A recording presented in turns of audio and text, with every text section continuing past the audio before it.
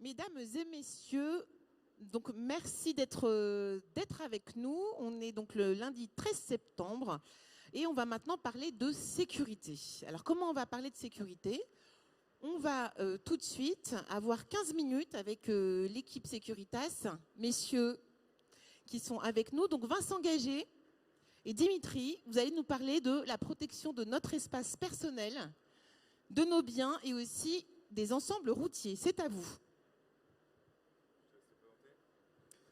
Bonjour à toutes et à tous, Dimitri Burstein, qui est Account Manager au sein d'Electronic Sécurité. Et je suis en charge de développer la partie grand compte et également le référent commercial sur la partie géosurveillance. Eh bien, bonjour à vous tous. Donc, Vincent Gagé, directeur national des ventes de Securitas Service à distance. On va avoir un peu plus de détails sur le slide d'après. Aujourd'hui, on est là pour vous parler du transport et la logistique. Et dans le transport et la logistique, nous avons une gamme de services qu'on appelle chez Securitas les Protective Services, qui nous permettent d'avoir la gamme la plus large au niveau de la sécurité en France et en Europe. Elle se compose de 6 gammes de services dans lesquelles on a la partie sûreté, avec des solutions de protection et de surveillance, qu'elles soient temporaires ou permanentes sur le retail, l'industrie, que ce soit également l'événementiel. Nous avons le risk management qui nous permet de proposer aussi des solutions de protection et de gestion de crise pour vos collaborateurs qui opèrent en France et à l'international. Une partie sûreté qui nous permet d'avoir des services de prévention, surtout liés à l'incendie, les risques sanitaires. Une partie sécurité électronique qui nous permet d'adresser à nos clients toute la partie installation, maintenance des systèmes d'intrusion, vidéo, contrôle d'accès. Une partie sécurité mobile où là on va avoir des services de levée de doute physique, donc l'intervention sur alarme, qui permettent sur une réception d'une intrusion, envoyer pour faire une levée de doute visuelle par l'agent, ainsi que des rondes de dissuasion ou de vérification sur les sites. Et en dernier, le service à distance, où on a 4 services de télésurveillance pour tout ce qui est réception d'intrusion, vidéo. Une partie vidéo à distance où on a des services forte valeur ajoutée pour de la ronde vidéo, de l'escorte vidéo, de l'ouverture de barrières également pour les sites transport et logistique. Et une partie géosurveillance qu'on va décliner avec Dimitri dans un instant. Ce qui est important de savoir, c'est qu'on fait chez Securitas un focus sur notre client qui nous permet d'interagir au sein de toutes les activités et de proposer un service complet via des outils que l'on a mis à disposition de l'ensemble de nos collaborateurs pour une analyse des risques qui nous permettent de vérifier les points de vulnérabilité des sites et d'apporter la meilleure solution pour vos sites. Donc, vous avez un métier, un cœur de métier, on le protège et on essaye de faire de votre environnement un lieu plus sûr. Et à titre d'exemple, nous avons un gros client dans le transport et la logistique dans lequel on a réussi à regrouper toutes les gammes de services que je viens de vous présenter, aussi bien d'agents en poste pour du filtrage que des dispositifs de PTI, des rondes de sécurité mobile également. Donc voilà, tout est concentré avec un focus sur le client. Et chez Securitas, on a fait le choix de capitaliser également sur l'humain, qui est très important pour nous. Et je laisse la parole à Dimitri pour vous exposer les différentes solutions de géosurveillance.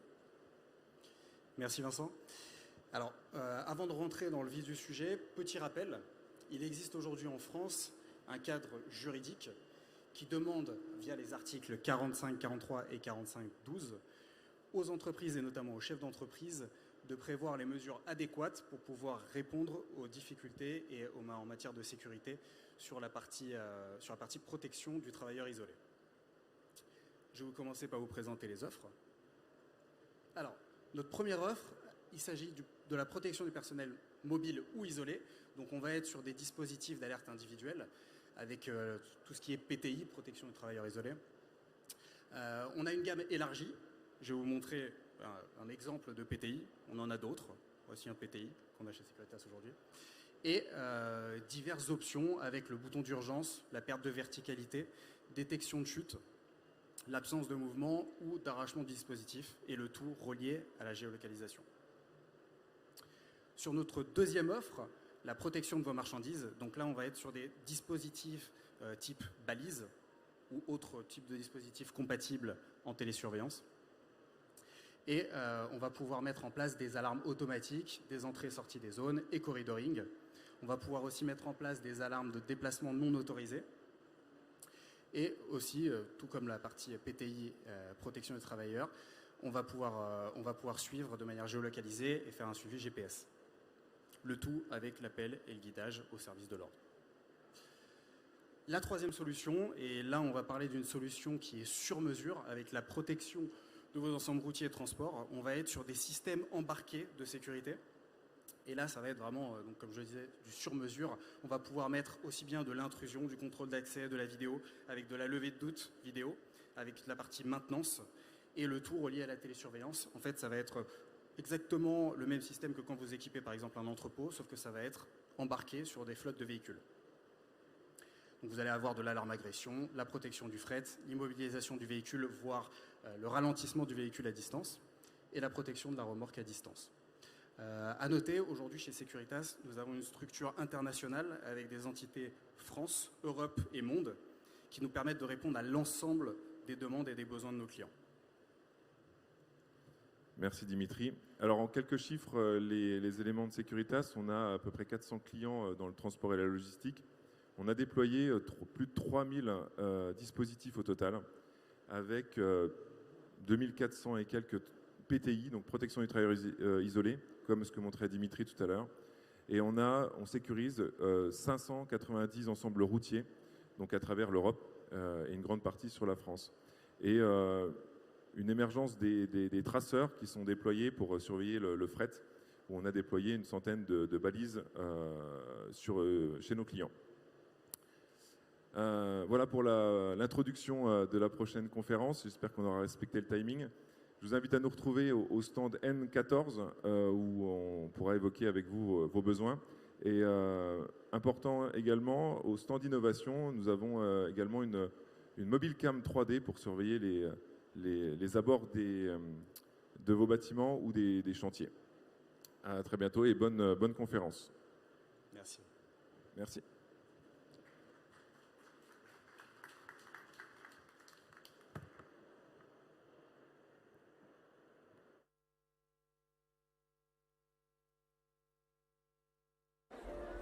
Merci à tous les deux pour votre intervention. Business comes in all sizes. Customers may be just around the corner from your company or halfway around the globe in faraway markets. From single standard shipments to large volume transports, complex logistics and supply chain solutions, DSV is but a click or a call away. In more than 80 countries around the world, on land, by air or by sea, we protect your shipment and support your need for speed. Even heavy cargo is easy to handle with our online services, and our experts are used to addressing the elephant in the room. So if you think big, you should think DSV. We offer a competent partnership that gets things moving. For small startup businesses, for large corporations, for anyone with towering ambitions. You need it, we move it.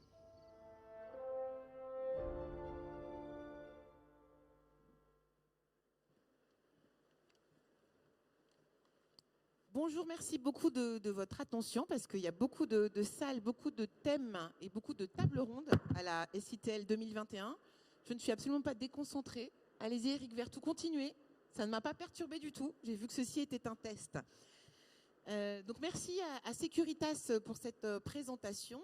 On va maintenant parler des nouveaux risques physiques et psychosociaux et d'autres risques encore, vous le verrez, dans les entreprises logistiques.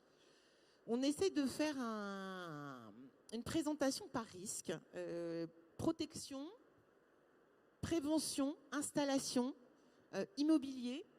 On va avoir des astuces concrètes pour réduire les risques physiques dans les entrepôts, à la fois du point de vue des équipements innovants, mais aussi par des bonnes pratiques et puis par des retours d'expérience d'entreprises qui ont réussi à réduire leurs risques dans les entrepôts.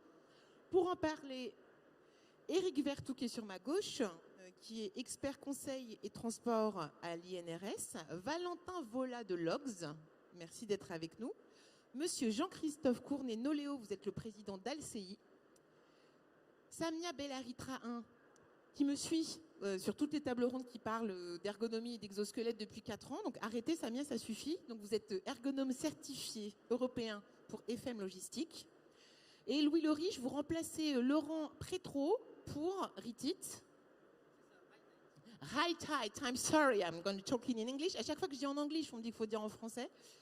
Et Samia, vous aurez votre binôme, mais je ne vous en dis pas plus pour le moment parce qu'on vous a réservé quelques surprises sur cette table ronde. Valentin Vola, comment ça va? Ça va, très bien, merci. Alors c'est vous qui ouvrez le bal, vous allez nous parler de Logs. Yes, alors Valentin Vola, je suis responsable innovation chez Logs. Donc Logs, on est un prestataire logisticien. 45 sites, basés en France et au Maroc. Collez bien votre micro pour qu'on vous entende un peu plus fort, mais vous êtes un habitué de la SITL, vous êtes déjà venu ouais, Logs. Okay, Logs, ouais, ça fait longtemps, ça fait 20 ans bientôt, Logs, qu'on existe. Et moi, c'est ma deuxième expérience ici. Voilà.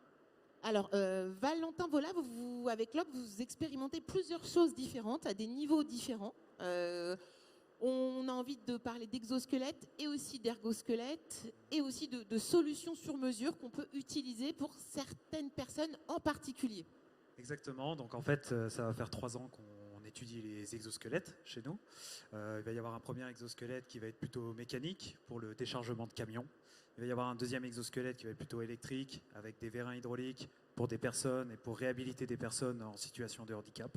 Et il va y avoir un troisième exosquelette qui va être plutôt ergosquelette, qui va être un gilet qu'on va mettre au niveau sous les EPI pour que des personnes puissent se remuscler le dos naturellement au bout d'un mois et donc enlever certaines ceintures lombaires ou autres qu'on peut malheureusement découvrir dans certaines activités logistiques.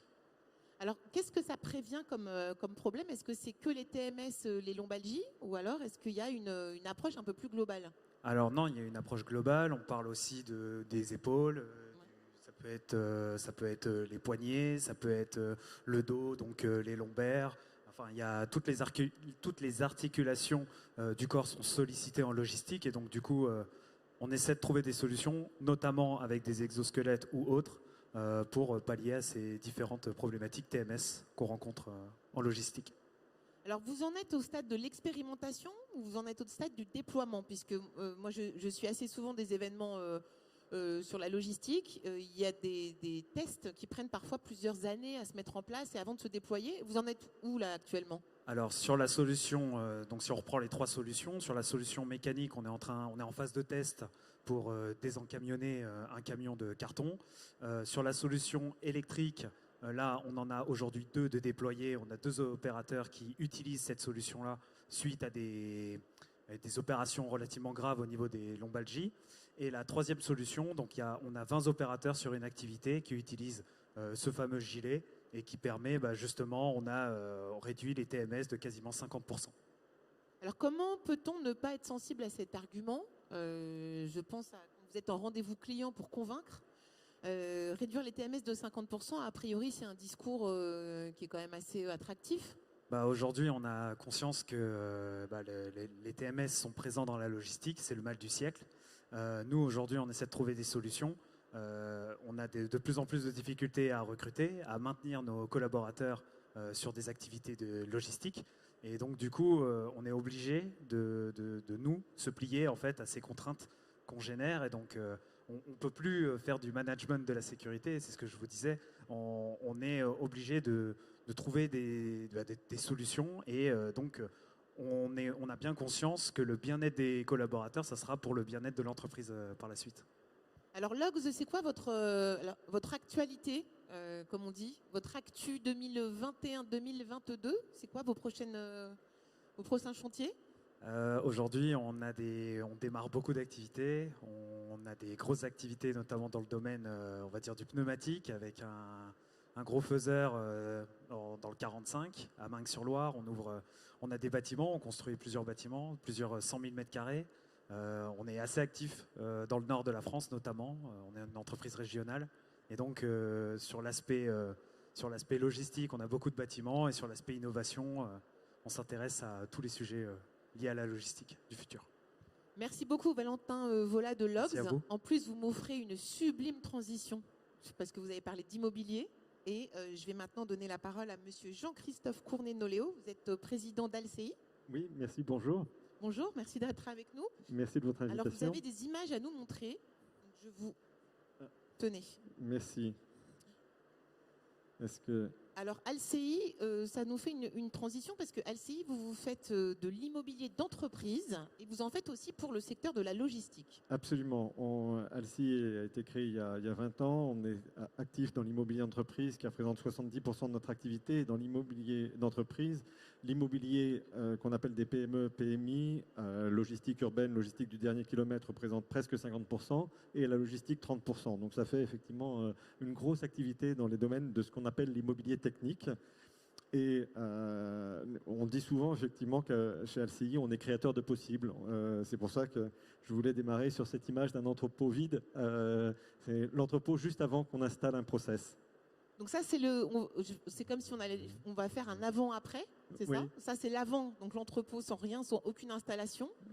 Et ça, c'est l'après. On a bougé un peu, mais c'est un site industriel installé, qui a été installé pour Postimo à Carquefou, à l'entrée de Nantes, et qui témoigne effectivement de que l'entrepôt est aujourd'hui en fait l'usine du dernier kilomètre. C'est le bout de c'est le dernier maillon de la chaîne de production, et c'est dans l'entrepôt effectivement qu'on va terminer effectivement la boucle du processus industriel.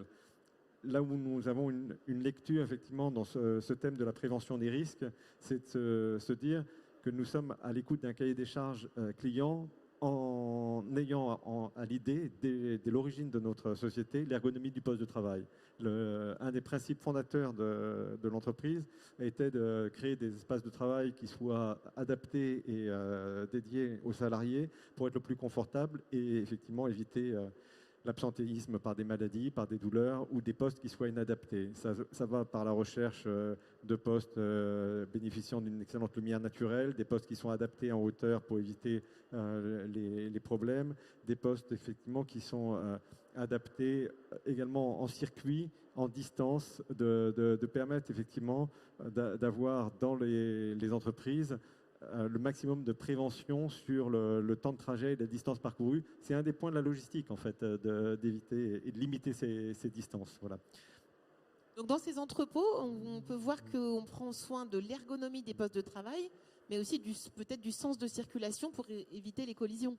Alors, et également, on met en place toutes les mesures, mais là, je ne sais pas à la ICTL que je vais effectivement balayer dès la palissade sur effectivement tout ce qu'on peut mettre en place en termes de prévention des risques, et notamment des risques CARSAT pour éviter effectivement tous les problèmes effectivement importants sur les personnes. Évidemment, ça fait partie du minimum, mais ce qu'on essaye d'anticiper, d'aller plus loin, là, on est effectivement sur les risques classiques qu'on va éviter effectivement. La non-communication des circulations douces et des circulations des poids lourds, la prévention des risques d'écrasement, et aussi la position des emplacements pour les personnes à mobilité réduite à la proximité de leur poste de travail, et de le faire non pas effectivement comme la réglementation l'exige à l'intérieur du site, mais aussi depuis l'extérieur du site, parce que ça ne sert à rien effectivement de dire qu'on va recevoir des personnes à mobilité réduite si on imagine qu'ils vont venir forcément en voiture. Ils peuvent aussi venir en transport ou par d'autres moyens, donc il faut les anticiper effectivement depuis l'extérieur du site. C'est des choses qu'on essaye de prévenir et d'anticiper effectivement. Ça passe pas, mais c'est pas grave. Oui, il y a un deuxième sujet effectivement que je voulais évoquer, qui est un peu dans le prolongement, qui est un thème tout à fait d'actualité, et là qui est beaucoup plus récent en termes d'évolution, c'est la création de bien-être dans l'entreprise. Au-delà effectivement de la prévention des risques de santé liés aux accidents du travail, il y a la prévention effectivement aussi du bien-être des salariés et des collaborateurs dans leur site de travail, par la création ce qu'on appelle d'aménités, de lieux de convivialité, de lieux de repos, où on peut déjeuner ensemble, faire une réunion à l'extérieur, pourquoi pas, ou de travailler ensemble dans un espace qui est approprié et adapté. On a ici des adaptations à Vers-sur-Marne et sur un projet qui va être notre actualité 2022 à Belle-Église dans l'Oise. C'est vrai que quand on voit ces images, ça casse un peu ce qu'on a l'habitude de voir en général autour des entrepôts logistiques. C'est pas très friendly. On n'a pas forcément envie d'y pique-niquer. Alors on part du principe que c'est un lieu de travail, c'est un lieu où on va passer 8 heures par jour au moins. Et on va tous rigoler parce qu'on y a passé quelquefois beaucoup plus que 8 heures par jour. Donc si c'est un peu sympa, c'est pas désagréable. Donc ça, c'est dans la Marne, Voilà. c'est ça Oui, dans l'Oise. Et je voulais, celui-ci est dans l'Oise, effectivement, et je voulais évoquer un cas pratique, effectivement, qui est pour une entreprise qui est présente ici à la ICTL, qui sera à côté de Dijon, alors qui n'est pas uniquement de la logistique, mais c'est un sujet sur lequel l'ensemble en fait, du bureau d'études d'Alci s'est beaucoup mobilisé pour anticiper effectivement tout ce qui était ergonomie dans ce siège social. C'est le siège social de Savoie qui est spécialisé dans la robotique dans les entrepôts. Donc c'est un prestataire pour la logistique. Et l'idée était d'avoir de la production, de la logistique, un showroom et des bureaux sur un même site, de l'organiser dans un campus et de minimiser effectivement les déplacements des collaborateurs entre les différents postes de travail. Ils peuvent être amenés à évoluer sur l'ensemble des postes. Donc de faire un campus qui soit ramassé en circulation horizontale et verticale en ayant également cette problématique de l'accueil de personnes à mobilité réduite et en situation de handicap, parce qu'il y en a plusieurs. Et il n'y a pas que des handicaps physiques, il y a aussi des handicaps audio, enfin des malvoyants, malentendants. Donc il faut effectivement anticiper dans l'ergonomie l'ensemble de ces différents handicaps en fonction des différents postes. C'est un chantier qui démarre ici pour être livré en début 2023. Mais en tout cas, là, le cahier des charges que vous venez de décrire, il a l'air d'une complexité absolue. C'est-à-dire, pour que ça soit un showroom, il faut que ça soit un peu joli, un peu branchouille. Pour qu'il y ait un entrepôt logistique, il faut que ça soit à la fois ergonomique, pratique, qu'il y ait un sens de circulation, qu'il n'y ait pas de collision de bâtiments, que les véhicules puissent rentrer et sortir. Voilà, alors j'ai pas le plan de masse parce que mes équipes de communication sont concentrées sur les jolies images, mais on a effectivement beaucoup d'espaces de convivialité, de terrasses sur ce siège. On a le début du showroom effectivement qui démarre sur la droite du bâtiment, et ensuite on a la production qui est dans une façade complètement poreuse avec le showroom, de sorte effectivement que la production puisse rentrer quasiment dans le showroom, et la séparation des circulations poids lourds et de circulation légère se fait effectivement dès l'entrée du site pour séparer les flux. Et avec également les circulations douces qui sont prolongées à l'extérieur du site en partenariat avec l'aménageur effectivement de Dijon, et également pour les accès mobilité réduite depuis l'extérieur du site. On a fait le parcours depuis la ville jusqu'à l'entrée du programme.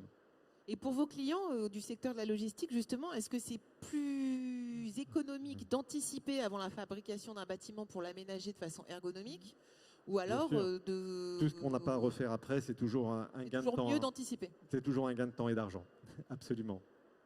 Merci beaucoup, Monsieur Cournet-Noléo, pour votre intervention. Donc, on a vu avec vous, Valentin, ergo exosquelette. Là, on parle de l'aménagement des locaux qui peuvent avoir une influence sur la santé psychique. Alors, je vais maintenant donner la parole à Éric Vertou. Bonjour, merci d'être avec nous. Bonjour. Vous êtes expert conseiller transport et logistique à l'INRS. Je rappelle que l'INRS, c'est 600 personnes, dont 400 sont dédiées à la recherche. C'est ça, oui. Alors l'INRS, c'est l'Institut national de la recherche et de la sécurité. C'est un institut qui s'occupe de la santé et de la sécurité au travail pour la prévention des maladies professionnelles et des accidents du travail. Ça fait partie de la galaxie CNAM, au même titre que les CARSAT. Et c'est un organisme qui a pour vocation d'acquérir la connaissance en matière de prévention des AT-MP et de diffuser cette connaissance. Donc il y a 400 personnes à Nancy, principalement des chercheurs qui acquièrent cette connaissance, soit dans leur propre labo, soit en analysant la littérature scientifique pour la rendre accessible à tout le monde. Et il y a 200 personnes à Paris, dont je fais partie, qui sont des consultants, des médecins, des communicants. Et intervenants en table ronde. et qui sont là pour diffuser cette connaissance, pour pour que tout le monde puisse avoir accès à des outils concrets à mettre en place dans son entreprise. Alors, j'utilise votre métier pour vous faire réagir sur cette complémentarité entre la prévention, un certain type de management, l'aménagement des locaux. Comme l'a dit M. Cournet-Noléo tout à l'heure, est-ce que vous pensez, d'après votre expérience, puisque vous venez du secteur des transports, oui. La lumière du jour, est-ce que ça joue vraiment sur le risque psychique ? Absolument. Le Code du travail interdit théoriquement d'être privé de la lumière du jour. Il y a des graves problèmes hormonaux qui ont lieu quand on est privé régulièrement de la lumière du jour. Donc c'est soit être dans des entrepôts aveugles comme ça perpétuellement, soit être dans des horaires atypiques et faire du travail de nuit très très souvent, sans changer, sans faire de rotation de poste. Et au final, on arrive à avoir des problèmes de santé chroniques. Donc on a vu ça quand on a préparé ensemble cette table ronde. Éric Vertou, vous me disiez que avant le préparateur, il avait plus d'autonomie. À l'époque du papier, du picking, est-ce que aujourd'hui, finalement, on parle beaucoup de digitalisation, de robotisation. Enfin, c'est le sujet des 3/4 des tables rondes de cet événement. Mais en même temps, est-ce que cette robotisation, elle n'a pas agi un peu négativement aussi sur l'être humain ?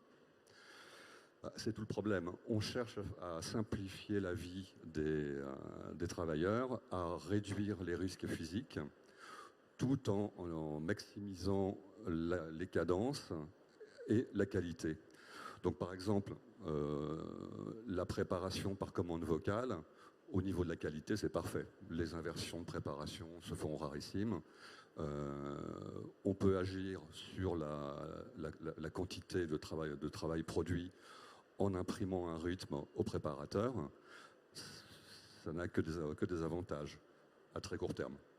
Ce qui se passe, c'est que relativement rapidement, on arrive à avoir un sentiment de manque d'autonomie dans son travail. Et ça, c'est préjudiciable à la santé psychique d'un individu de se retrouver avec des contraintes très fortes et une autonomie très réduite. Ça a été modélisé par Karasek à la fin des années 70. On se trouve dans une situation tendue, de travail tendu, le job strain, qui se caractérise par cet antagonisme, aucune autonomie et des contraintes très fortes. Et l'exemple de la préparation par commande vocale, c'est un peu l'archétype. Mais il y a d'autres choses. Dès qu'on est en contact avec des machines, que ce soit des robots classiques dans leur cage qui crachent leur production et auxquels on est obligé de se caler en matière de rythme, ou un robot collaboratif qui a des performances incroyables et auquel on est obligé de coller en le pilotant avec une surcharge mentale très forte, ça fait aussi pas mal de dégâts. Et ce dont vous parlez, ça veut dire que ça peut être générateur de frustration finalement de piloter un robot qui porte 100 fois plus lourd ou qui va 100 fois plus vite ? Oui, absolument, c'est une surcharge mentale. C'est-à-dire qu'il y a un phénomène de stress. Le stress, c'est le déséquilibre que l'on perçoit entre ses propres ressources, physiques, mentales, de connaissances, et les contraintes de l'environnement. Quand on perçoit qu'on n'est pas capable d'assurer la tâche qu'on doit faire ou de survivre tout bêtement, ça génère du stress. Et ce stress, avec des machines que l'on doit piloter ou dont on doit suivre le rythme, il arrive assez rapidement. Alors le titre de cette table ronde, c'est les nouveaux risques psychosociaux. Je ne sais pas s'ils sont si nouveaux que ça. En tout cas, est-ce que vous constatez avec votre métier, vous avez quand même, vous allez dans différentes régions de France sur ces sujets-là. Est-ce que vous voyez des nouvelles choses émerger ou alors est-ce que c'est la continuité de risques qu'on avait déjà identifiés il y a 5 ans ou il y a 10 ans ? Disons que le risque causé par le rythme d'une machine, ça a été documenté par Charlie Chaplin il y a 85 ans. Donc, parler d'un nouveau risque, un scoop, ça, voilà, ouais. Parler d'un nouveau risque, c'est un peu un abus de langage. En revanche, dans la logistique, oui, là c'est relativement nouveau. C'est-à-dire qu'il y a 30 ans, les entrepôts logistiques, Voilà, il y avait des entrées, des sorties, des chariots élévateurs, on préparait avec les étiquettes labels, voilà. C'est devenu de plus en plus des usines à colis, avec des WMS de plus en plus performants qui s'appuient sur des machines de plus en plus présentes dans l'entrepôt. Et là, la machine est très présente aux côtés de l'homme. Et il faut y faire attention. Donc, ce n'est pas une fatalité, et de toutes les manières, on peut difficilement aller en arrière. Donc, ce n'est pas une fatalité, il faut juste accompagner. Il faut veiller à varier les situations de travail. On parlait des horaires atypiques tout à l'heure, du manque de jours et du travail de nuit. Par exemple, même si certains salariés sont demandeurs de ne faire que la nuit, ce n'est pas un service à leur rendre à moyen terme. Il faut faire des rotations de postes, changer tous les 2 jours d'horaire. C'est le seul moyen de s'en sortir au bout de 10 ans, 15 ans à ce rythme-là.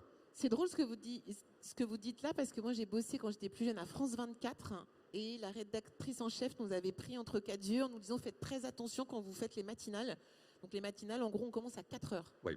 Donc on se lève à 2h30 et elle nous expliquait qu'il fallait éviter en fait de faire que des nuits, même si on était mieux payé en faisant des matinales, parce que ça avait des répercussions directes sur notre santé. Absolument, absolument. Et ça peut avoir des répercussions qui continuent bien après avoir arrêté de travailler de nuit. Hein. Donc c'est vraiment très, très important. Donc varier par exemple les horaires et pour les postes en eux-mêmes, éviter de garder les mêmes personnes toujours au même poste. C'est tentant parce que de temps en temps, ça nécessite une certaine technicité et qui s'acquiert avec de la formation et de l'habitude. Mais l'idéal, c'est quand même de varier les tâches. On est fait pour faire des choses variées. Et par exemple, pour un entrepôt classique, hein, on peut très bien... Il y a des expériences qui ont été tentées de demander à des salariés de faire de la préparation de commandes, de la réception, de faire les caristes, sur la base du volontariat, bien évidemment. Et ça arrange vraiment les choses. Alors, tout le monde n'est pas fait pour ça. De temps en temps, ça ne marche pas avec certains individus. Certains ne veulent pas, hein, certains préparateurs de commandes ne veulent pas passer leur CACES pour faire aussi du chariot élévateur. Mais pour la plupart des gens qui se lancent là-dedans, c'est un véritable enrichissement. Et là, ils récupèrent quelque chose qui est un peu perdu dans le morcellement des tâches, c'est le sens de son travail. Quand on a un travail très très morcelé, dans des processus qui deviennent de plus en plus complexes, on n'arrive à plus trop savoir ce qu'on fait, à quoi on sert, quoi. Donc avec des cadences qui vont en s'accroissant, avec une qualité qui n'est plus gérée par l'humain mais par la machine, on en arrive à ne plus avoir de sens à son travail et ne pas être franchement fier de son travail. Si on arrive à avoir plusieurs postes, caristes, préparateurs, là, tout reprend un sens. Et les expériences qui ont été menées prouvent que ce n'est pas de la science-fiction. Hein. C'est-à-dire que là, les responsables d'exploitation avec lesquels j'ai discuté me disent qu'ils demandent exactement les mêmes productivités à leurs caristes, qui sont caristes 1 semaine par mois, qu'aux autres caristes. Et ça fonctionne. Et donc ça fonctionne très bien pour 80% des gens. Éric Vertou, je profite de vos fonctions à l'INRS. Moi, je me souviens, d'ailleurs, il y avait Samia comme intervenante. Il y a 3-4 ans, une table ronde avec la CNAM-TS et la prévention des troubles musculo-squelettiques. Il y avait des actions assez fortes de la CNAM en ce sens. Est-ce que depuis 3-4 ans, les chiffres montrent que ça va un peu mieux avec ces dispositifs mis en place? Est-ce que l'explosion du e-commerce pendant le Covid, du coup, il a fallu fournir... Est-ce que depuis 3-4 ans, les choses évoluent positivement sur la prévention de ces TMS? Non. Alors pour les exosquelettes, par exemple, c'est encore pas assez répandu pour que ça ait une répercussion visible sur les chiffres. Ensuite, la sinistralité de la logistique et du transport est à peu près le double de celle de la moyenne. Des autres professions. Des autres secteurs. Donc on a un secteur très très sinistré, principalement avec des TMS. Donc toutes les actions qui visent à prévenir ces TMS sont les bienvenues. Mais moi, j'ai le sentiment que dans ce secteur, la plupart des directeurs généraux, ils ont envie que leurs salariés aillent bien. Enfin, c'est dans leur intérêt, ils ont envie que ça tourne, ils n'ont pas envie qu'il y ait des centaines de jours d'arrêt maladie. Donc, j'ai l'impression que tout le monde essaye quand même un peu d'aller dans le même sens. Tout le monde y a intérêt à moyen terme, c'est évident. Et pour terminer, donc Éric Vertou, je sais que l'UNRS, vous faites des études, vous faites des livrables, vous faites de la prévention. Est-ce que vous intervenez partout en France ? Oui.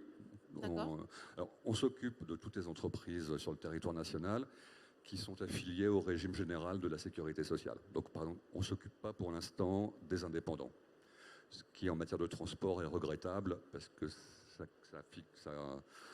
ça constitue quand même une bonne part de la main-d'œuvre qui est sollicitée pour la livraison du dernier kilomètre. Éric Vertou, vous avez sans le savoir lancé un nouveau sujet de table ronde, peut-être pour la SITL 2022, mais à méditer. En tout cas, merci beaucoup pour votre intervention. Laurent Prétro. Louis Loriche. Alors, Laurent Prétro, c'est le directeur. D'accord, c'est votre directeur. C'est bien ça. Qui n'a pas pu venir aujourd'hui. Voilà. Et c'est vous, Louis Loriche, qui allez parler en lieu et place de Right Height. C'est bien ça. C'est bien mon petit accent américain. Alors, je crois que vous avez des slides. Oui, j'ai préparé quelques vidéos. Il y a quelques vidéos qu'on doit montrer. Voilà. Alors déjà, je vais présenter qui est Right Height. Donc, nous sommes une filiale d'un groupe américain. On existe depuis 55 ans et on est spécialisé dans la sécurisation des quais de chargement et des zones de circulation à l'intérieur des entrepôts industriels et logistiques. Voilà, depuis maintenant 30-35 ans, on s'est rendu compte qu'il y avait des risques, notamment de chute des quais. Donc le premier risque, c'est la chute d'un chariot à travers une porte. Il faut savoir qu'une porte n'est pas conçue pour arrêter un chariot élévateur. Et également l'été, lorsqu'il fait chaud dans les entrepôts, les portes sont ouvertes et malheureusement, il y a un risque accru que le chariot tombe du quai et un accident malheureusement fatal. Voilà. On va voir une vidéo ensuite qui est une vidéo réelle prise via une caméra de vidéosurveillance qui montre qu'une porte face à un chariot élévateur est en fait une feuille de papier. Donc je ne sais pas si on peut lancer la vidéo suivante. Si, vous en faites pas, ça suit en régie. Ouais. On reste cool. Il n'y a pas de souci. Donc première solution, la barrière physique sur chariot. C'est ça. Alors, deuxième solution, on va bientôt la voir. On va bientôt la voir. La régie fait OK, mais quand... Alors, première solution, barrière physique sur le chariot. Voilà, c'est ça. Donc, on a développé une barrière amovible, capable... voilà, on va voir la vidéo où un chariot, arrive un petit peu... Alors, c'est saccadé, c'est pas très fluide, mais on voit qu'un chariot n'arrête pas... Enfin, qu'une porte n'arrête pas un chariot. Donc, chez Right Height, on a développé une barrière amovible qui se positionne devant la porte de quai et qui permet d'arrêter un chariot de 4,5 tonnes lancé à plus de 6 km/h. Donc on va la voir dans la vidéo suivante. Donc cette barrière est une barrière qu'on positionne à la main. Alors vous précisez ça parce que ça sous-entend qu'on n'a pas besoin de refaire toute l'installation. C'est facile de l'installer. C'est ça, exactement. Voilà la barrière. Donc on a deux poteaux. Un poteau avec un enrouleur et un poteau qui reçoit le filet. Donc voilà, très très facile à manœuvrer. Et une fois que la barrière est positionnée, et là il n'y a aucun risque qu'un chariot passe à travers la porte lorsque celle-ci est également ouverte. Donc on va voir plusieurs passages. Donc là, c'est un exemple typique. Un cariste ressort d'une remorque, fait son demi-tour et malheureusement, il peut passer à travers la porte. Donc on va avoir des passages à différentes vitesses. Et on voit que cette barrière est extrêmement résistante. Elle est en quoi cette barrière? Alors, c'est un filet en fibre de verre avec 3 sangles capables d'arrêter chacune 9 tonnes. Et donc l'ensemble, on est capable, donc, comme je vous disais, d'arrêter des chariots lancés à toute vitesse. Donc ça, c'est le premier risque, le risque de la chute du quai. On a un deuxième risque qui est très fréquent, et même encore plus fréquent, c'est le départ inopiné de la remorque lorsque le cariste est en train de charger ou décharger le camion. Donc on va le voir avec une petite vidéo d'animation. Ah oui, le conducteur du camion qui démarre 3 secondes avant. Exactement. Ouais. Il n'y a aucune communication entre le chauffeur qui est à l'intérieur de sa remorque et le cariste qui est en train de faire ses opérations de chargement-déchargement. Alors, des fois, le chauffeur, il n'entend plus de bruit. Il croit que le chargement est terminé. Et malheureusement, ce n'est pas le cas. Le cariste arrive à ce moment-là. Et là, c'est la chute. Donc, on peut lancer la vidéo, s'il vous plaît. Ça fait un peu flipper quand même. Hein. Voilà. Donc, voilà, il y a à peu près, malheureusement, aujourd'hui en Europe, une dizaine d'accidents mortels dus à ce risque. À cette chute. Ça, c'est la deuxième... Voilà, on le revoit. Bon. Alors, donc nous, on a développé depuis maintenant une trentaine d'années, donc aux États-Unis, des systèmes de bloqueurs de remorques qui évitent en fait qu'un camion ne puisse quitter le quai lors des phases de chargement. Donc on va le voir, le système.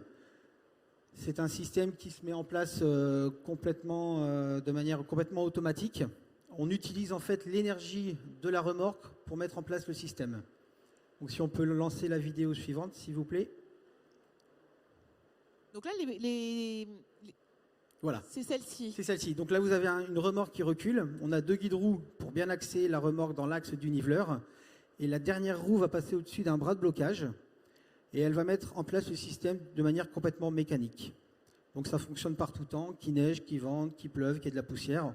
On n'a aucun capteur, on n'a aucun hydraulique embarqué, aucune électronique embarquée. Et à partir du moment où le camion est à quai, le bras est positionné. À l'intérieur, le cariste vient verrouiller le bras de blocage, donc il appuie sur un bouton. Et là, il y a une petite crémaillère qui se met en place et qui verrouille le bras. Et donc, ça passe au vert pour lui, ce qui lui indique qu'il est en toute sécurité. Et il peut faire ses opérations de chargement.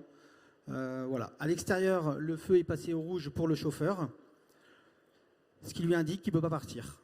Donc une fois que l'opération de chargement est terminée, le cariste appuie sur un bouton, déverrouille la crémaillère, ça libère le bras, le feu à l'extérieur passe au vert et le chauffeur peut partir. Donc l'avantage de ce système, c'est que c'est un système qui est automatique. Donc ce n'est pas un système de calage où les caristes doivent sortir à l'extérieur pour positionner une cale. Voilà, donc c'est un système qui est extrêmement robuste, qui est capable de bloquer jusqu'à 14 tonnes 5. Il faut savoir que la poussée maximale d'une remorque est de 11 tonnes 5. Et donc on est 3 tonnes au-dessus de cette poussée maximale. Donc on sécurise complètement les opérations. Alors Louis, c'est intéressant d'avoir vos solutions parce que on parle beaucoup dans cette SITL d'automatisation, d'intelligence artificielle, de blockchain, du système embarqué. Et là, finalement, en fait, on voit que c'est parfois avec des objets assez simples qu'on peut protéger la santé des collaborateurs et des gens qui travaillent dans les entrepôts. Exactement. C'est des solutions extrêmement simples, bien pensées et qui permettent de sauver des vies. Alors, quelle est la réception par les équipes qui travaillent avec ces systèmes-là? Est-ce qu'ils voient ça comme on va encore nous demander un autre truc à faire et on va perdre du temps? Non. Ou alors ça les concerne directement? Alors, parce que c'est ça les leur santé concerne directement, effectivement. Il faut s'imaginer, voilà. Aujourd'hui, vous avez parqué par entrepôt logistique, vous avez 100 000 traversées par an. Il faut savoir qu'une remorque, vous avez à peu près entre 25 et 30 palettes, ce qui fait que vous passez par le niveleur de quai, donc vous rentrez, vous sortez à peu près 50-60 fois par remorque. Vous avez 8 camions par jour parqués, vous multipliez ça par 250 jours de travail, ce qui vous fait à peu près 100 000 traversées par an et par quai. Ce qui veut dire qu'un bâtiment logistique ou industriel qui est équipé d'une dizaine de quais, vous passez 1 million de fois par ce niveleur, qui est la plateforme qui permet de faire la liaison entre l'intérieur du bâtiment et l'extérieur du bâtiment, la remorque. Donc le risque sur 1 million de fois, qui est ce genre d'accident, est énorme. Et donc quand on installe cette solution chez les industriels ou les entrepôts logistiques ou chez les transporteurs, mais forcément le cariste, il se sent beaucoup plus sécurisé. Imaginez que ce soit une personne de votre famille qui rentre dans une remorque et vous ne savez pas si la remorque va partir. Donc ça même fait si très c'est peur. pas quelqu'un de ma famille, ça me fait de la peine quand même. Exactement, Moi, mais j'ai si de c'est quelqu'un de l'empathie, famille, donc, encore plus.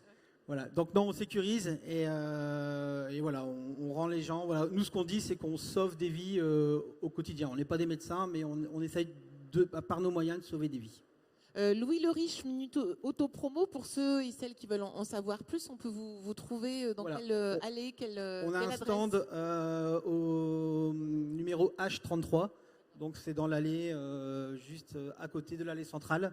Donc vous pouvez la retrouver sur le stand et on a beaucoup de solutions parce qu'on ne fait pas que ça, on fait beaucoup de choses liées à la sécurité.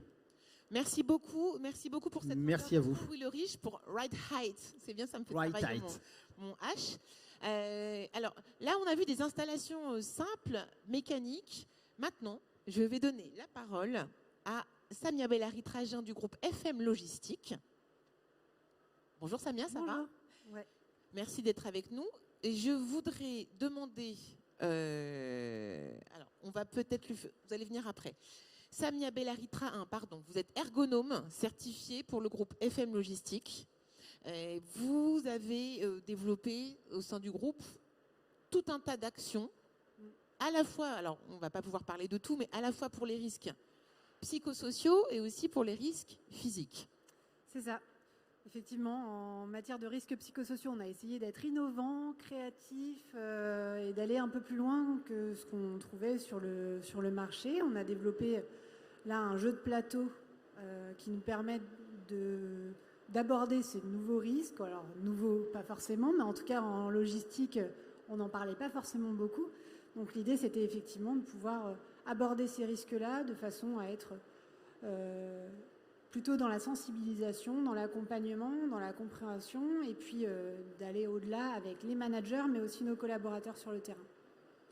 Est-ce que vous avez observé dans votre métier, est-ce qu'il y a un lien ou pas, je sais que vous travaillez là-dessus depuis des années, mais est-ce qu'il y a un lien ou pas entre l'accélération du e-commerce pendant la pandémie et les répercussions sur la santé, sur la fatigue des opérateurs?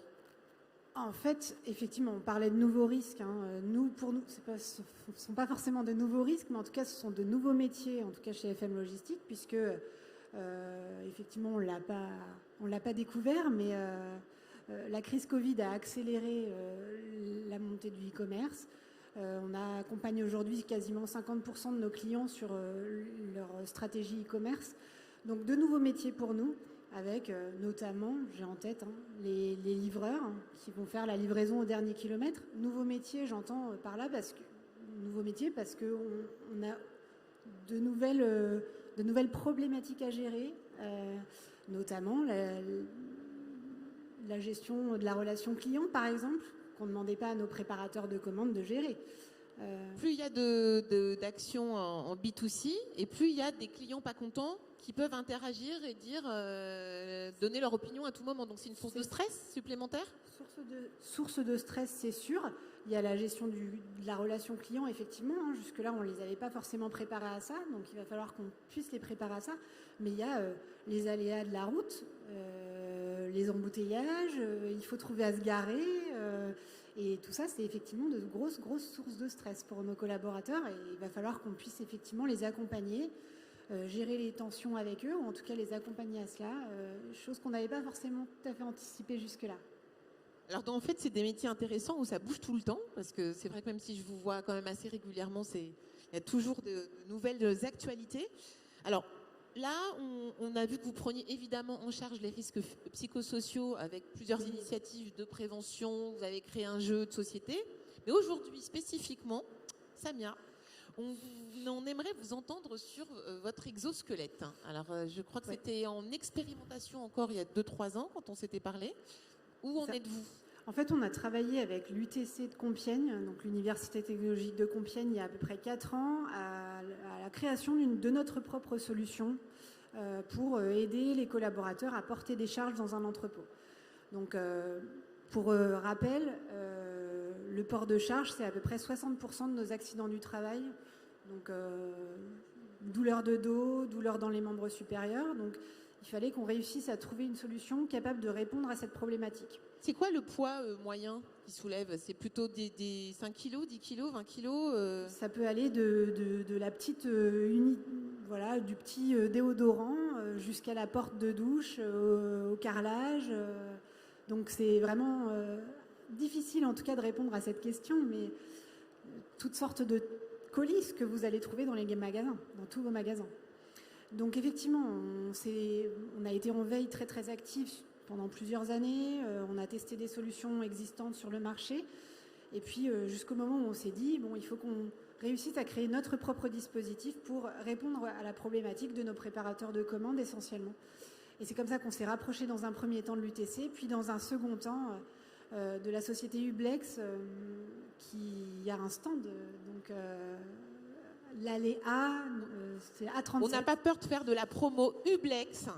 Voilà. C'est en A37. D'accord. Effectivement, ouais, c'est ça. Et donc, c'est avec Ublex qu'on a choisi effectivement d'aller plus loin et de développer ou de co-développer la solution ErgoScale qu'on va vous présenter aujourd'hui, du coup. Alors, est-ce que vous voulez bien nous faire une démo? Alors ça, j'adore sur les tables rondes quand il y a des gens qui amènent des choses. Vous n'êtes pas une chose, vous êtes un genre, vous êtes une personne. Mais je vous laisse vous équiper. Je viens accompagné de Pascal Martinelli, donc cofondateur de la société Ublex, et on va vous présenter un peu en avant-première. Pascal, je vais vous assister avec le micro pour que vous puissiez nous parler pendant que vous vous équipez. Je vais donner quelques explications d'abord sur l'objectif de cette machine. Par contre, là, je veux bien que vous le teniez. Alors, bien sûr, avec plaisir. Donc, je vais prendre cette caisse là pour vous montrer les problèmes qui sont sous-jacents. Premièrement, mes bras fatiguent. Attendez, on va se mettre face au public, c'est important. Voilà. Mes biceps sont en tension permanente. Donc, si je reste comme ça, au bout de 20 minutes, ça ne va pas aller du tout. Et deuxièmement, les 10 kilos là, que j'ai dans mes bras passent par mes épaules et sont reportés sur la colonne vertébrale. Donc, toute ma colonne, chaque vertèbre est écrasée de 10 kilos. Voilà, donc de 100 newtons pour les spécialistes. Bon, ça arrive sur mes pieds, mais cette charge est tout le long de mon corps, elle est transmise. Samia, vous pouvez montrer? Alors, c'est pas pour abuser de vous, mais... Et cette charge-là, elle est portée, non pas une fois, mais elle est portée de façon répétée tout au long de la journée. Sur chaque vertèbre. Tout au long de la semaine, tout au long de l'année, tout au long de la vie d'un préparateur de commandes. Donc l'objectif, ça a été effectivement de pouvoir trouver une solution qui permette de soulager les préparateurs de commandes. Ça pèse pas vraiment 10 kilos, rassurez-moi. Si. Bah posez-le, vous allez vous faire mal, non? Je fais la démonstration que c'est fatigant. D'accord, ok. Donc, ça se voit là ou pas? C'est des gens, non, il est courageux. Encore. Ouais. Alors maintenant, je vais vous montrer l'appareil.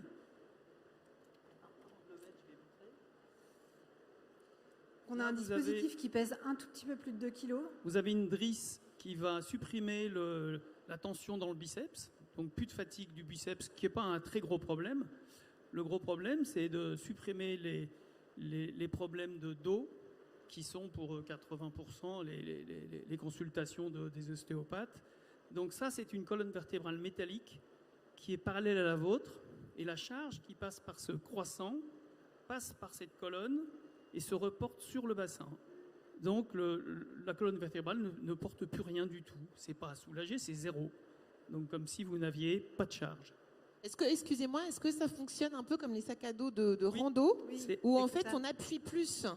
Oui. Bah oui, je fais de la rando, j'ai capté le... C'est exactement ça. Les fabricants de sacs à dos ont compris avant, et on s'est inspiré évidemment de ça. Hein, c'est évident. C'est pour que le poids ne porte pas que sur le dos. Pas du tout sur le dos, uniquement sur le bas du corps. Sur le bas du corps, qui lui pose pas trop de problèmes, beaucoup moins que le dos. C'est aujourd'hui ce qu'il y a de plus solide chez nous, hein, le bassin.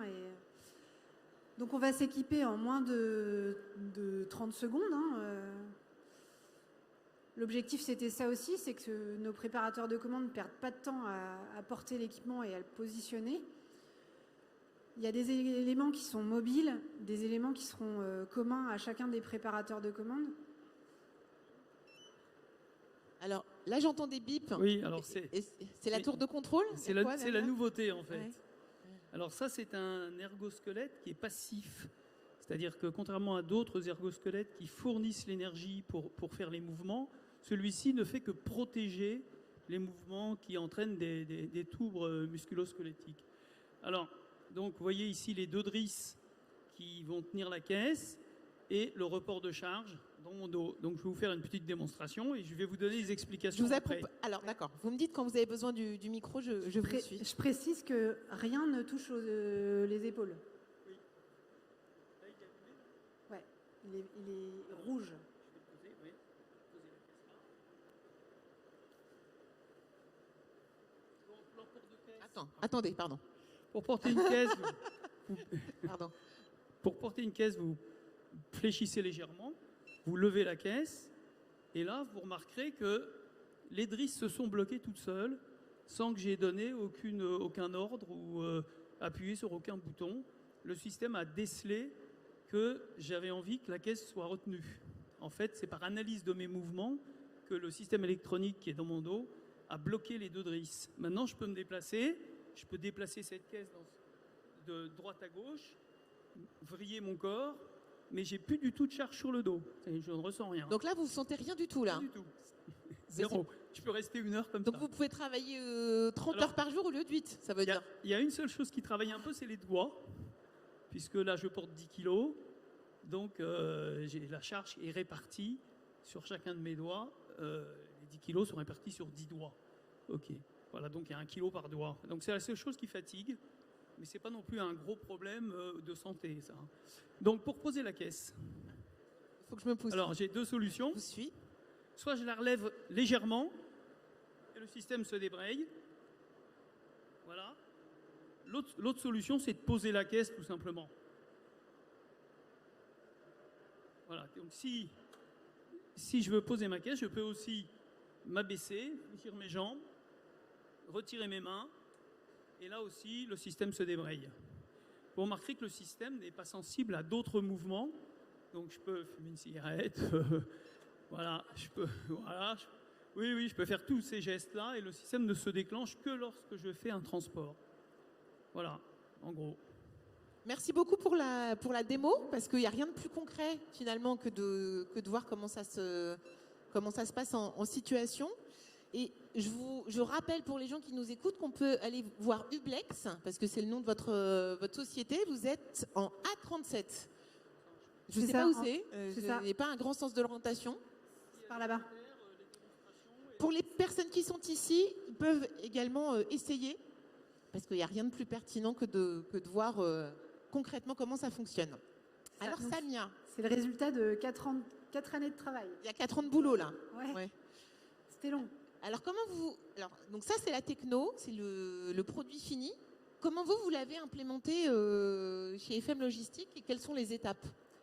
C'était hyper long, mais d'abord dans un premier temps on a essayé de comprendre ce qui se passait dans le corps humain d'un préparateur de commande. On a équipé les préparateurs de commande de capteurs, des caméras optoélectroniques dans l'entrepôt.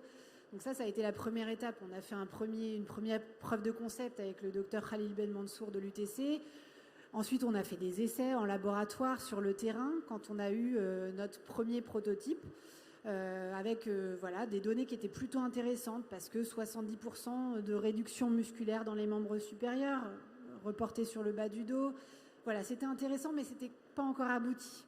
Et donc, c'est comme ça qu'après, on a rencontré la société Ublex pour finir le développement, travailler sur l'ergonomie du produit. Ah oui, donc vous avez rencontré Ublex en cours. Oui, voilà, c'est ça, en fin de parcours. C'est ça. Et là, on entame la suite qui n'est pas forcément la plus simple, parce qu'il va falloir positionner l'exosquelette dans les entrepôts. Donc, il y a un petit challenge quand même. Parce qu'on a le produit est finalisé, prêt à être industrialisé. Maintenant, il faut faire en sorte que nos collaborateurs se familiarisent avec le produit, portent la technologie, la portent dans le temps. C'est pas si simple.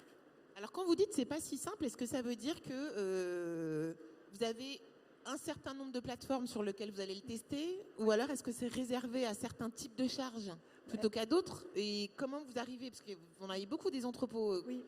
comment vous allez voir où le déployer en premier? Concrètement, on a choisi des sites qui étaient volontaires déjà, avec des produits qui pèsent au-delà de 10 kg, 5-10 kg. Ça ne sert à rien de positionner un exosquelette sur des charges de moins de 1 ou 2 kg, quoi. C'est pas nécessaire. Donc on commence comme ça et puis finalement on va progressivement déployer sur une dizaine de sites en France. L'objectif c'est d'équiper une centaine de collaborateurs avant 2022. Est-ce que c'est pas eux finalement, comme on dit, qui vont être les, alors on dit ça pour les clients, mais les ambassadeurs finalement de l'exosquelette? Est-ce que ça va pas être les opérateurs qui l'utilisent? Si, clairement, vous avez raison. Mais il faut les accompagner à ça parce que par principe, un exosquelette, d'abord il y a une forme d'engouement, on trouve ça sympa. Alors pas pour tout le monde, hein, mais ça peut être sympa. Moi je trouve qu'il y a l'effet waouh. C'est pour ça qu'on vous avait demandé si vous pouviez amener quelque chose sur scène pour qu'on le montre. Ça marche? Il y a l'effet waouh, il y a des gens qui sont très curieux, mais il y a aussi des gens qui sont extrêmement mitigés et qui sont réfractaires à tout changement. Donc il y a il y a même plusieurs types de profils, mais il y en a même 4. Mais l'idée c'est de travailler avec les gens qui ont envie de faire évoluer la technologie et qui ont envie d'aller plus loin et qui ont envie de le porter. Mais ça va pas être si simple effectivement parce que on sait qu'il y a des pertes. On sait que tout le monde n'acceptera pas le dispositif, que ça reste une contrainte. On préférerait ne rien avoir. On préférerait ne pas avoir de PICB, de pays contre le bruit dans les oreilles. On préférerait travailler plutôt sur l'environnement, travailler plutôt sur l'organisation du travail. On a parlé de polyvalence tout à l'heure. Mais quand on n'a plus de solution, on peut tenter la solution exosquelette. Et je pense que ça peut être une bonne solution. Valentin Vola de Logs, est-ce que vous partagez ce constat qu'il y a le côté technicité, technologie, ça c'est une chose, et puis après il y a l'acceptabilité par les gens qui travaillent? Est-ce que c'est quelque chose que vous observez? Alors totalement, parce que effectivement les exosquelettes, il y en a pour tous les types. Donc ça peut être les jambes, les bras, le dos, et il faut que ça soit accepté. Et des fois, on a des opérateurs qui sont bien dans leur environnement de travail ou qui ont des habitudes. Et donc, on combat parfois ces habitudes. Et donc, oui, c'est un enjeu c'est un risque aussi. Le déploiement des exosquelettes, c'est un risque qui est connu dans le domaine de la logistique. Oui.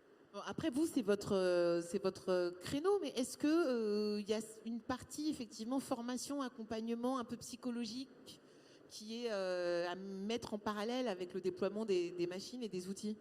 Totalement, parce que on est obligé aussi de montrer à l'opérateur les risques, qui parfois, même lui, ne s'en rend pas spécialement compte. Il dit non, moi ça fait 20 ans, j'ai pas de problème de dos, mais il suffit de dire ça pour que 3 mois après, il y a un accident. Et donc, il y a tout un accompagnement, la conduite du changement, c'est un enjeu qui est important et qui est difficile parfois à mettre en place. Alors, Éric Vertou de l'INRS, ça vous inspire quoi, ces exosquelettes?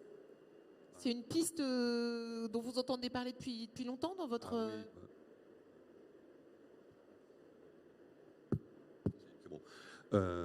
Oui, il y a quelqu'un qui travaille en permanence à Paris sur les exosquelettes. Il y a du monde à Nancy aussi. On les suit. Là, celui-ci est parfait parce qu'il s'affranchit d'un des 2 problèmes que génèrent les exosquelettes. C'est la tension. Parce que les exosquelettes actifs, qui ont des ressorts ou des élastiques, pour pouvoir être aidés dans un mouvement, il faut d'abord armer le mouvement. Et donc, il faut faire un effort musculaire sur les muscles antagonistes à ceux qu'on veut aider.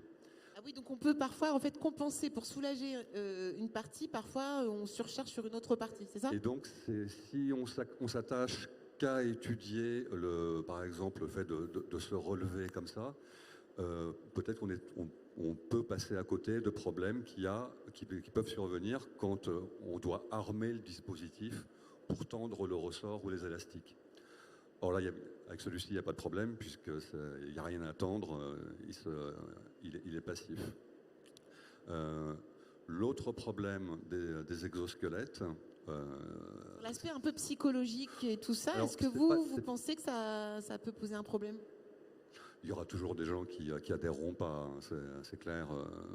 Mais après, c'est quelque chose qui est complètement nouveau comme ça. Il y a des gens qui peuvent le refuser par principe de la nouveauté. Une fois qu'ils verront que la profession s'est équipée à 20, 30, 40%, il y aura toutes ces réticences qui disparaîtront petit à petit.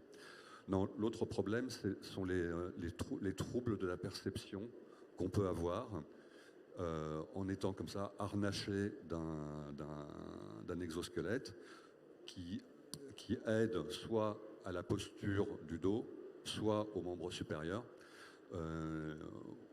On peut être amené à générer des efforts sur d'autres éléments de la chaîne posturale, sur les genoux, les chevilles, la hanche, le bassin.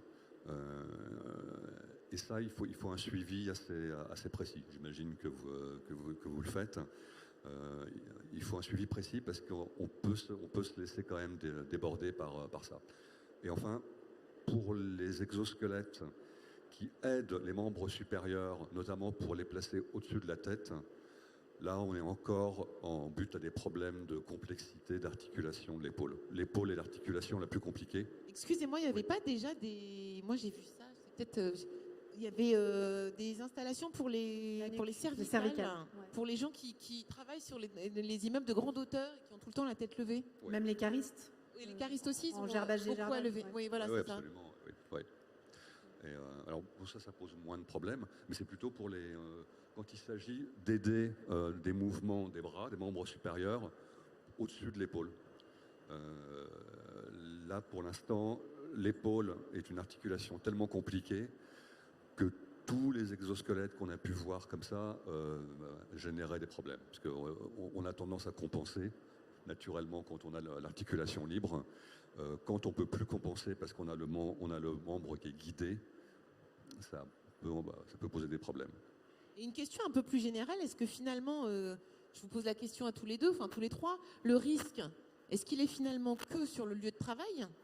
Ou alors il y a une continuité après, là on parlait plus de risque physique, mais est-ce qu'il y a encore des mouvements qu'il faut éviter quand on n'est pas dans le centre, quand on n'est pas dans l'entrepôt, d'accord ? Quand on n'est pas sur son lieu de travail, est-ce qu'il peut y avoir des postures qui accentuent les TMS ou qui accentuent le mal qu'on s'est déjà fait ? De toute façon, il n'y a pas de frontière. Ouais. Concrètement, tout ce qui va se passer dans l'entrepôt va se répercuter après dans la vie perso.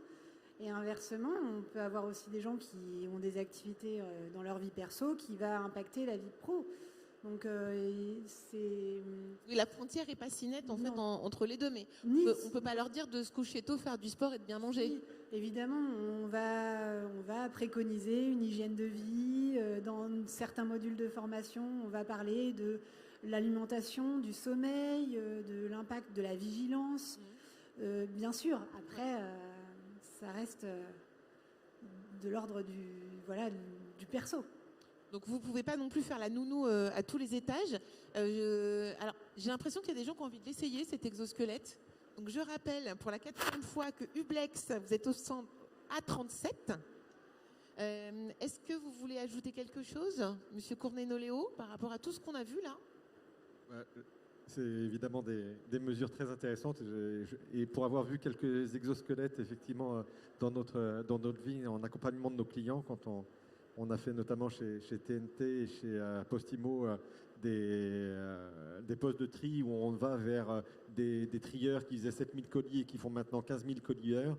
Je trouve celui-ci particulièrement léger, en fait, et assez ergonomique. Il a dit 2 kilos. 2 kilos. C'est assez enthousiasmant, voilà, effectivement. Ça semble effectivement très prometteur.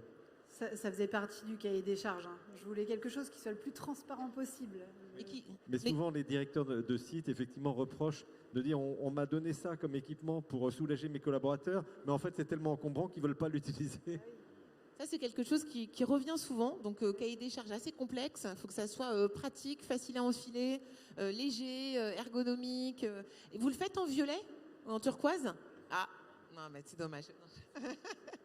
Je plaisante. On peut tout faire. Alors, merci beaucoup à tous. C'est la fin de cette table ronde sur les nouveaux risques physiques et psychosociaux qui ne sont pas si nouveaux. Pour en parler, nous avions Valentin Vola de Logs, Monsieur Jean-Christophe Cournay-Noléo, président d'Alci, Éric Vertou de l'INRS, merci d'être venu jusqu'à nous, Louis Leriche, en remplacement de Laurent Prétro pour Right Height, et Samia Bellaridrin, ergonome certifié pour FM Logistique, avec son partenaire. Je le redis encore l'allée, vous pensez qu'ils ont compris? Pascal Martinelli de chez Ublex. Pascal Martini pour Ublex. Merci à tous.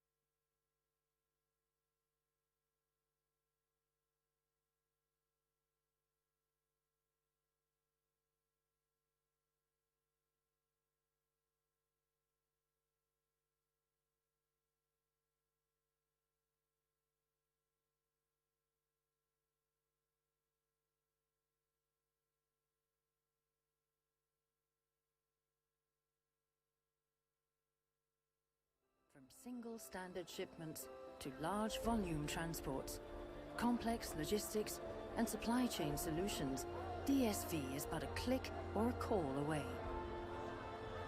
In more than 80 countries around the world, on land, by air or by sea, we protect your shipment and support your need for speed.